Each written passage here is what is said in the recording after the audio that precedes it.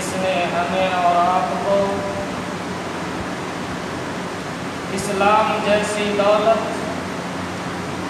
ایمان جیسی نعمت سے سرفراز کیا اور اپنے آخری نبی کا امتی بننے کا شرف بخشا۔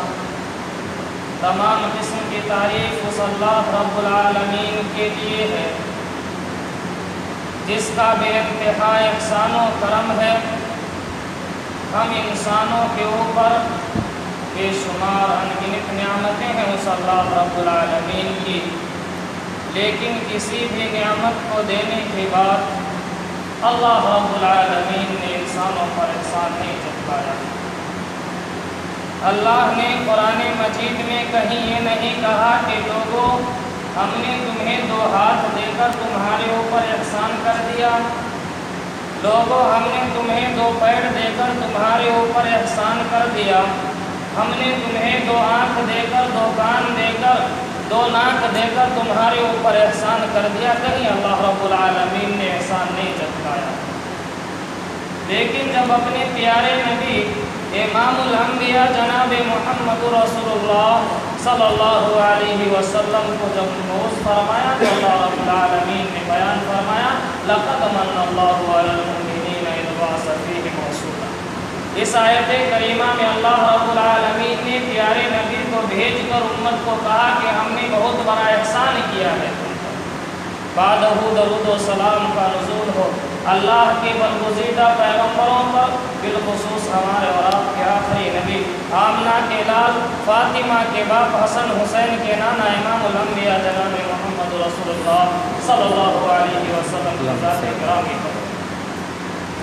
حاضرین گرامی، آج کے اس خطبہ جمعہ میں آپ سامعین کے سامنے جس عنوان کو لے کر حاضر ہوا ہوں وہ ہے ہم نیکی کو حفاظت کیسے کریں، ہم نیکیوں کا حفاظت کیسے کریں۔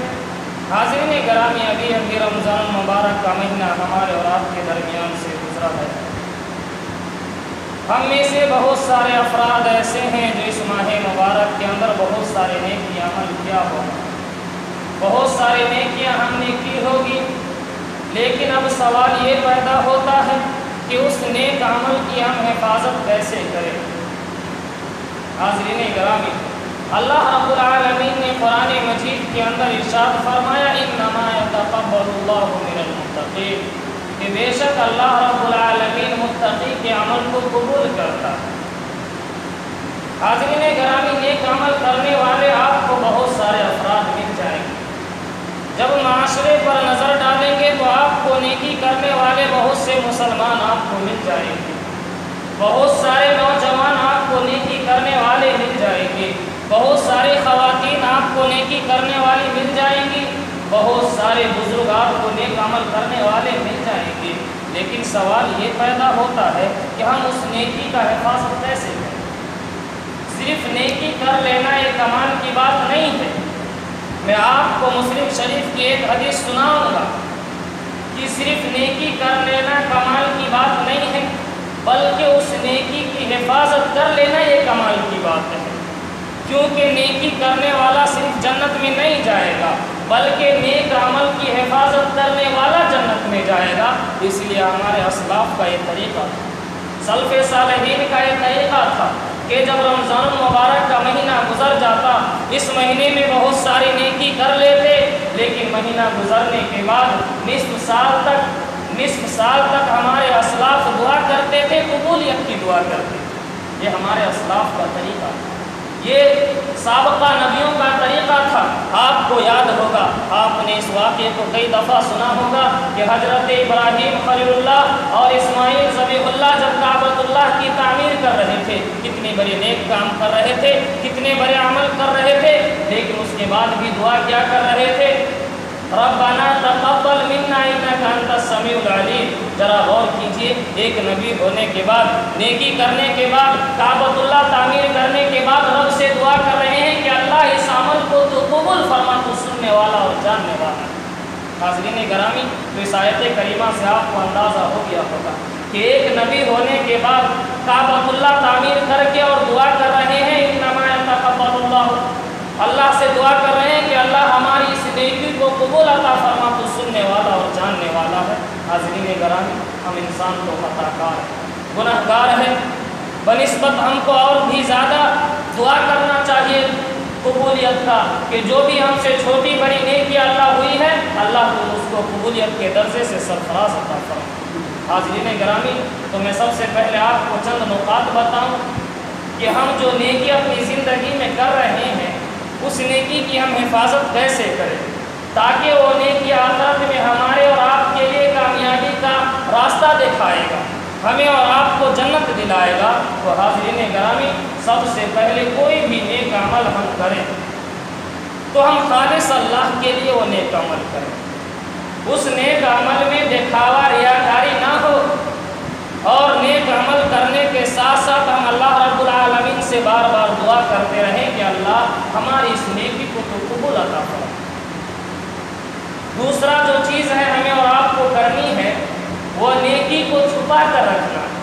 कोई भी नेक अमल करके, किसी पर एहसान करके, किसी की मदद करके, कोई भी इबादत करके हम माशरे के अंदर उस इबादत को अफशा न करें कि हमने ये इबादत की है, हमने इत्तिकाफ़ किया है, हमने क़यामुल लैल किया है, हमने पूरे माह के रोज़े रखे हैं। ये इबादत करके अफशा करने की ज़रूरत नहीं है।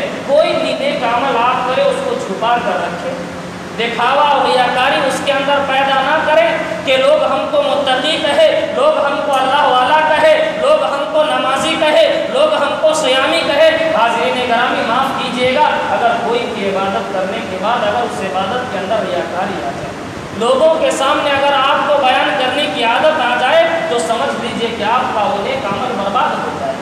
तो इसीलिए नेकी का हिफाजत करना सीखें। मैं सबसे पहले ये बताया हूँ कि नेक काम करने वाले आपको बहुत मिलेंगे, लेकिन उस नेकी का हिफाजत करने वाला आपको बहुत कम लोग माशरे के अंदर मिलेंगे। बहुत कम लोग आपको समाज के अंदर मिलेंगे जो अपनी नेकियों का खुद हिफाजत करता है। हाज़रीन गिरामी, तो सबसे पहला काम आपको ये करना है कि कोई भी आप नेक अमल करें, छोटा से छोटा नेकी हो या बड़ा से बड़ा नेकी हो, आप अल्लाह रब्बुल आलमीन से उसकी कबूलियत की दुआ करें। उसके बाद कोई भी आप नेक काम करें तो उसको छुपा कर करें, उस नेकी को अफशा ना करें, बयान ना करें, और किसी पर एहसान करके उसको एहसान ना जतलाएं कि तुम इतने बड़े मोहताज थे, हमने तुमको ज़रूरत पे काम आया, इतने पैसे की मदद की। अगर ऐसी नेकी आप अगर माशरे के अंदर दिखावे के लिए करते हैं तो माफ़ कीजिएगा, आपकी नेकी शुमार नहीं होगी बल्कि बुराइयों में तब्दील हो जाएगी। और तीसरे जो काम हमें और आपको करना है, तक़वा इख्तियार करना है। कोई भी काम करना है लोगों को दिखाने के लिए नहीं, बल्कि उस ज़ात से डर के हमें और आपको करना है। तो तीसरा जो काम करना है, कोई भी अमल में हमें और आपको तक़वा इख्तियार करना है, अल्लाह से डर के अमल करना है और मासियत से इज्तिनाब करना है, कबाइर से बचना है हमें और आपको। अगर हम और आप नेक अमल भी करते हैं और कबाइर गुनाह का भी इर्तिकाब करते हैं तो वो कबीरा हमारी नेकियों को ख़त्म कर देता है। तो हमें नेकी काम करके कोई फ़ायदा मिलने वाला नहीं है। इसीलिए हमें और आपको चाहिए कि नेकी करते वक्त तक़वा इख्तियार करें, एक अल्लाह से डरे और मासियत से बचे, रब की नाफरमानी ना करे। लेकिन रब के नाफरमानी करने से, कबाइर गुनाह करने की वजह से हमारी वो नेकी ख़त्म हो जाएगी। तो हाज़रीन गिरामी, आप ऐसी नेकी ना करें जिसकी खुद आप हिफाजत ना कर सकें। और अल्लाह रब्बुल आलमीन ने ऐसी ऐसे नेकी करने वालों की मिसाल कुरान मजीद में बयान किया है, जिसका मैंने जिक्र आपको ईद के खुतबे में बयान किया है कि अल्लाह ने ऐसे नेकी करने वालों का मिसाल उस औरत से दिया है जो खुद अपने हाथ से धागा बनाकर उस धागे को टुकड़े टुकड़े काट दे। क्या फ़ायदा उस धागे में मेहनत करके। इसीलिए उम्मत को अल्लाह रब्बुल आलमीन सबक सिखा रहा है, दर्स दे रहा है कि तुम नेकी के काम तो करोगे, लेकिन नेकी करके उस औरत की तरह ना हो जाना जो अपने हाथों से धागे को बनाकर उस धागे को फिर टुकड़े टुकड़े कर देती है। कोई फ़ायदा मिलने वाला नहीं है। उम्मत के लोगों, अगर तुम भी नेकी करने के बाद, अगर अल्लाह से डर के कोई नेकी करने के बाद लोगों के सामने एहसान जतलाओगे, लोगों के सामने उस नेकी को बयान करोगे, बार बार उस इबादत को जिक्र करोगे, तो समझ लो उस इबादत से, उस नेकी से तुम्हें कोई फ़ायदा मिलने वाला नहीं। तो हमें और आपको इन चीज़ों का ख्याल रखना चाहिए। सबसे पहले कबूलियत की दुआ करना चाहिए, नेकी को छुपा कर रखना चाहिए, अल्लाह से तक़वा इख्तियार करना चाहिए, कबाइर से बचना चाहिए। और पांचवी जो चीज़ है, हुकूकुल इबाद में हमें और आपको ध्यान देना चाहिए। حقوق العباد میں حق تلفی سے ہمیں اور آپ کو بچنا چاہیے، حقوق العباد میں حق تلفی سے ہمیں اور آپ کو اجتناب کرنا چاہیے، کیونکہ حقوق العباد اتنی بڑی ذمہ داری ہے امت کے اوپر کہ اگر امت کے لوگوں کو معلوم ہو جائے، اللہ سے ڈرنے والوں کو معلوم ہو جائے کہ حقوق العباد کیا ذمہ داری ہے مسلمانوں کے اوپر، تو آپ کو رونقیں کھڑے ہو جائیں۔ یقین مانیے اگر حقوق العباد کی حق تلفی آپ کو معلوم ہو جائے گا تو آنکھوں سے آنسو کے لہر جاری ہو جائے گی۔ حاضرین گرامی، آپ کو وہ حدیث یاد ہوگا اور آپ نے بارہا خطبوں میں سنا ہوگا، صحیح مسلم کی روایت ہے۔ دیکھیے نیکی کی حفاظت امت مسلمہ کے اوپر بہت بڑی ذمہ داری ہے، اور اسی طرح خاص کر کے ہمیں اور آپ کو حقوق العباد میں حق تلفی سے بچنا چاہیے، لوگوں کا حق مارنے سے ہمیں اور آپ کو بچنا چاہیے، لوگوں کو برا بھلا کہنے سے ہمیں اور آپ کو بچنا چاہیے، لوگوں کی برائی دوسرے کے پاس افشا کرنے سے ہمیں اور آپ کو بچنا چاہیے۔ اگر ان چیزوں سے ہم نہیں بچتے ہیں، ان چیزوں سے ہم اپنی زبان کی حفاظت نہیں کرتے ہیں، تو یقین مانیے آپ بھی ایسے لوگوں میں شمار ہوں گے جس کو پیارے نبی نے مسلم شریف کی لمبی حدیث میں ان کا تذکرہ کیا ہے۔ اللہ کے پیارے نبی صحابہ کے ساتھ بیٹھے ہوئے، غور کیجئے، پیارے نبی صحابہ کے ساتھ ایک مجلس میں بیٹھے ہوئے تھے۔ مسلم شریف کی حدیث ہے، حضرت ابو ہریرہ حدیث کے راوی ہیں، بیان کرتے ہیں کہ اللہ کے پیارے نبی سے صحابہ سے سوال کرتے ہیں۔ پیارے نبی نے ایک مرتبہ صحابہ سے پوچھا، اتدرون ما المفلس، کہ اے میرے صحابی، اے میرے ساتھی، تم جانتے ہو مفلس کون ہے؟ مفلس کون ہے؟ صحابہ نے کہا، قالوا المفلس فینا من لا درہم لہ ولا متاع۔ اللہ کے پیارے نبی نے سوال کیا تھا صحابی سے کہ صحابی تم جانتے ہو فقیر کون ہے، مفلس کون ہے؟ صحابی اور رسول نے کہا کہ اللہ کے نبی مجھے معلوم ہے جس کے پاس روپیہ پیسہ نہ ہو، درہم و دینار نہ ہو، کوئی مال و متاع نہ ہو، سمجھ لیجئے کہ وہ مفلس ہے۔ پیارے نبی نے کیا جواب دیا؟ اللہ کے پیارے نبی نے کہا کہ نہیں، فقالوا ان المفلس من امتی فیاتی یوم القیامہ بصیام وصلاۃ وزکاۃ فیاتی قد شتم هذا وقذف هذا واکل مال هذا وسفك دم هذا وضرب هذا فیؤتى هذا من حسناته وهذا من حسناته۔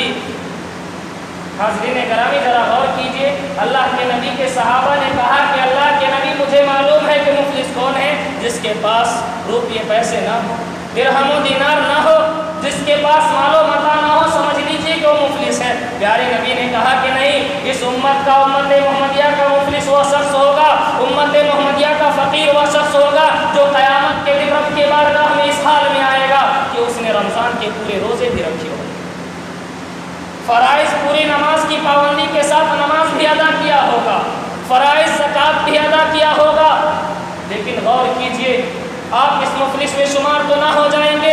اسی لیے ہر آدمی کو میں تدبیر کے ساتھ یہ بات کہنا چاہتا ہوں کہ نیک عمل کرنے کے بعد اپنی نیکی کو ضائع مت کیجیے، اور امت محمدیہ کے اس مفلس شخص میں اپنا نام شمار مت کیجیے، بلکہ اپنی نیکیوں کی حفاظت کیجیے اور پیارے نبی کی اس حدیث کو ہمیشہ ذہن میں رکھ کے اور کوئی بھی عمل کرتے وقت اس حدیث کو مد نظر رکھتے ہوئے آپ کرتے رہیے، کیونکہ پیارے نبی نے کہا تھا کہ میری اس امت کا مفلس وہ ہوگا جو رب کے بارگاہ میں قیامت کے دن اس حال میں آئے گا کہ اس کے پاس روزہ بھی ہوگا، اس کے پاس صیام بھی ہوگا، اس کے پاس نماز بھی ہوگا، اس کے پاس زکوٰۃ بھی ہوگا، لیکن پیارے نبی نے کہا فیاتی قد شتم ھذا، لیکن اس نے کسی کا حق مارا ہوگا، کسی کا حق تلفی کیا ہوگا۔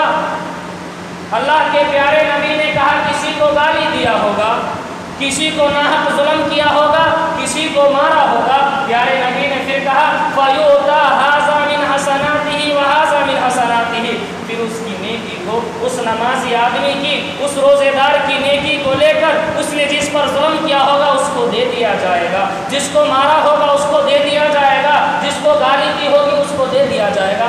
دیکھیے کتنے بڑے متقی کا حال یہ ہے اس امت کے۔